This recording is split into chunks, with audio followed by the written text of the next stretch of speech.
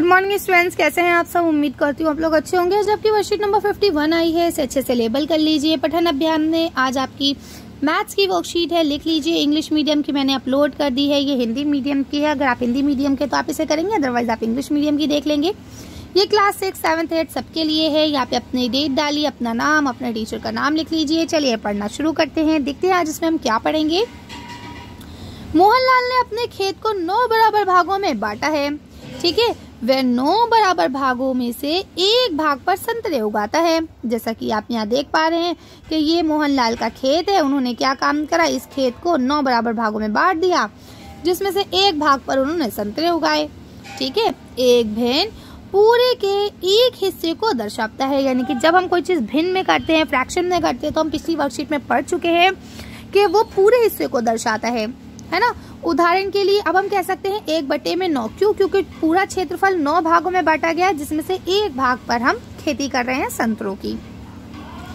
एक भिन्न है अर्थात 9 बराबर भागों में से एक भाग। इसीलिए हम कह सकते हैं कि मोहनलाल ने खेती जो है आपका क्या करा है, खेत के 1/9 क्षेत्र में संतरे उगाता है। अब आप लिखिए जरा, अब आप जवाब दीजिए। पहला प्रश्न पूछा, वे खेत के कितने क्षेत्र में आम उगाता है। तो देखिए कितने क्षेत्र हैं टोटल खेत के, तो आप तो यहाँ 9 ही लिखेंगे कि भैया 9 ही क्षेत्र हैं।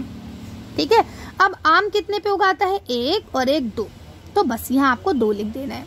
ठीक है, कि वो 2/9 क्षेत्र में आम उगाता है आसान, बहुत इजी, आप लोग कर सकते हैं। अगला देखिए लिखा है, कौन से 2 फल प्रत्येक खेत के 2/9 भाग लेते हैं। तो हमें पता है एक आम तो ले ही रहा है, तो क्षेत्र का 2 भाग ले रहा है ना आम। अब 2 और कौन से हैं जो 2 भाग ले रहे हैं, तो वो है आपके अंगूर। तो आम के बाद लिख दीजिए अंगूर। ठीक है, क्या लिखा आपने, आम और अंगूर।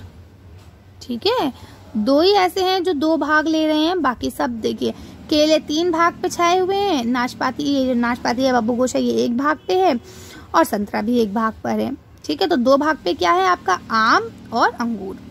ठीक है, अब आगे चलते हैं। तो देखिए यहाँ पे आपको बताने की कोशिश की गई है उचित भिन्न क्या होता है, अनुचित भिन्न क्या होता है, समान भिन्न क्या है, विषम भिन्न क्या है, और आपका मिश्रित भिन्न क्या है। तो चलिए इसको पढ़ लेते हैं।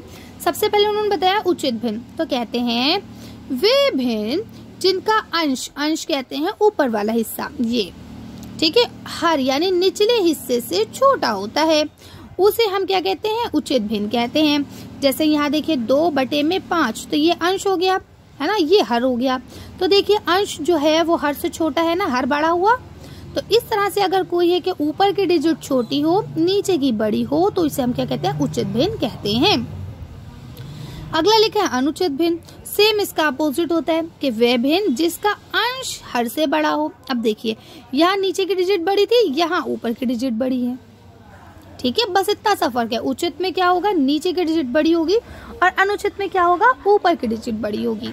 ठीक है, या फिर बराबर भी हो सकती है, बड़ी हो या बराबर हो, जैसा कि ये देखिए आप।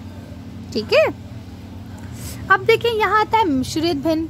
तो मिश्रित भिन्न कहते हैं इस प्रकार के भिन्न एक पूर्ण संख्या और एक उचित भिन्न का समायोजन होता है। अब देखिए यहाँ पे एक तो होगा आपका उचित भिन्न के नीचे की डिजिट बड़ी होगी, ऊपर की डिजिट छोटी होगी, और एक पूरी डिजिट होगी कि भैया मेरे पास 1 पूरा पिज्जा है, या 2 पूरे सेब है, या 3 पूरे संतरे हैं।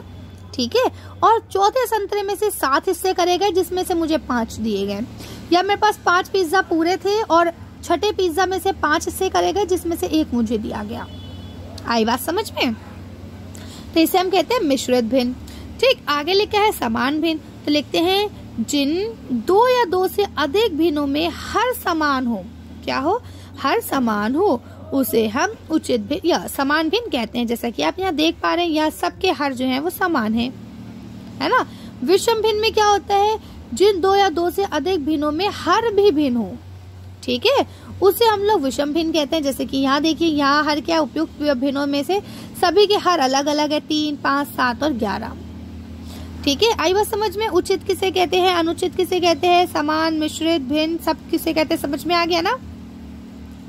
अब यहाँ देखिए प्रयास कीजिए में आपको पूछा गया है कि निम्नलिखित में से समान और विषम भिन्न अलग कीजिए। ठीक है, तो तो आपको पता है समान भिन्न किसे कहते हैं, जिसके नीचे के डिजिट सेम हो। तो ये वाला समान भिन्न है 4/9, आप ऐसे ही सेम लिखेंगे, ठीक है, कॉमा लगाइए। इसके बाद आपका 7/9, ठीक है, फिर से कॉमा लगाइए, 1/9, फिर से कॉमा लगाइए, 3/9 और 6/9, ठीक है। तो आपने देखा इन सब के नीचे जो है वो क्या है, 9 9 9 9। तो सबका हर जो है वो समान है, इसीलिए ये क्या हो गए, समान भिन्न हो गए। अब सबके भिन्न अलग अलग हो, जैसे कि 7/16 है ना, या फिर आपका दूसरा वाला है यहाँ पे 5/8, या फिर 2/3। इन सबके देखिए भिन्न जो है, नीचे वाला जो आपका हर है वो सब में अलग है, तो ये विषम भिन्न हो गए। कर लेंगे आसानी से, चलिए लिख लीजिए जल्दी जल्दी। अब मैं इसे रब कर रही हूँ। अगला क्वेश्चन लिखा है निम्नलिखित में से उचित और अनुचित भिन्न लिखिए। तो आपको पता है उचित भिन्न किसे कहते हैं, जिसमें ऊपर की डिजिट जो है वो छोटी हो और नीचे की डिजिट बड़ी हो। देखिए यहाँ हमने पढ़ा ना, ऊपर की डिजिट छोटी, नीचे की डिजिट बड़ी, ठीक है, इसे हम कहते हैं उचित भिन्न। तो देखिए ऊपर की डिजिट छोटी, तो देखिए 4/7, ऊपर की डिजिट छोटी, नीचे की डिजिट बड़ी, ठीक है।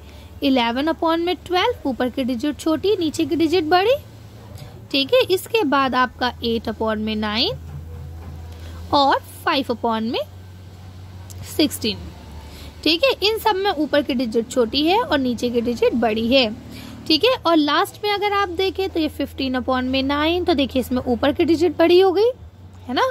यहाँ आप देखिए 11/12 हो गया है, और इसके बाद 23/4, और आप देख सकते हैं 17/5, 18/5, और बस यही है ना। तो इसमें आपने देखा कि ऊपर की डिजिट क्या है, बड़ी है, और नीचे की डिजिट छोटी है, तो ये क्या हो गया, अनुचित भिन्न हो गया, ठीक है ना। तो अब आपको उम्मीद करती हूँ क्लियर हो गया होगा। अगर कोई कंफ्यूजन है तो आप लोग एक बार फिर से वीडियो देखेंगे। वीडियो आप लोग डाउनलोड कर सकते हैं, उसके लिए कोई चार्जेस नहीं है ना। तो आप लोग डाउनलोड कर लिया करें, 1-2 बार देख लिया करें, उससे आप एड फ्री भी हो जाएंगे।